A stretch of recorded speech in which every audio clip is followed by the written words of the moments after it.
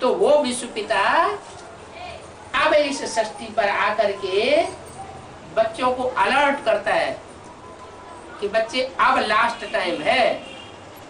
क्या last time?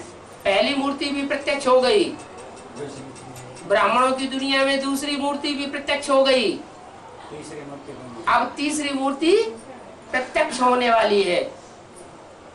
बहुत समीप है बात। पहली मूर्ति प्रत्यक्ष होने में 14 साल लगे, 36 से लेकर के 50-51, और ब्रह्मा कुमारी विद्यालय स्थापन हो गया, तो ब्रह्मा प्रत्यक्ष हुआ ना।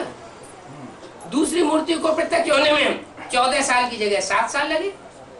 69 से लेकर के 76-77 तक दूसरी मूर्ति ब्राह्मणों की दुनिया में दिल्ली में जमुना के कंठे पर प्रत्यक्ष हो गई, तो 7 साल लगे। तीसरी मूर्ति प्रत्यक्ष होने में 3-3.5 साल लगेंगे।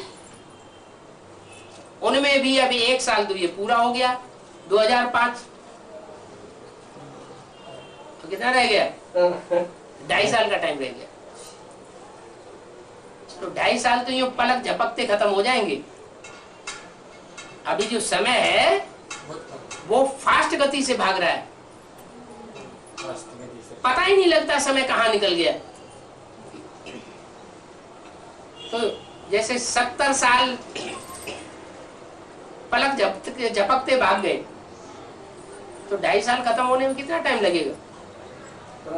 और तीसरी मूर्ति प्रत्यक्ष हुई और विनाश का डंका बजना शुरू हो जाएगा। फिर उसके बाद कोई भी पुरुषार्थ नहीं कर सकेगा। जितना जिसका जो पुरुषार्थ हो गया है वहीं पर ठहर जाएगा। इसी स्थान पर लाख मेहनत करे, लाख कोशिश करे कि हम पढ़ाई में और गहरे चले जाएं, नहीं जा सकेगा। दिव्य गुणों की धारणा में आगे बढ़ना चाहे, नहीं बढ़ सकेगा।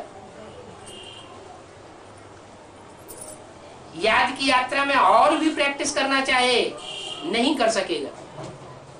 भाग दौड़ का टाइम आ जाएगा, सारी दुनिया में भगदड़ शुरू हो जाएगी।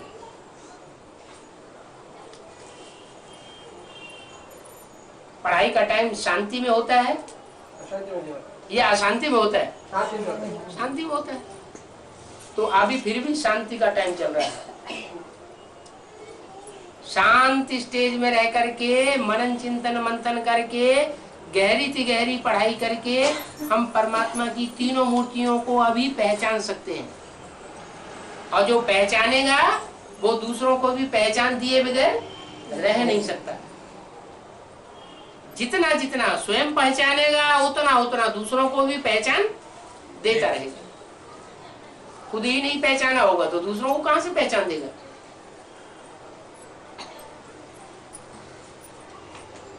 ओम शांति।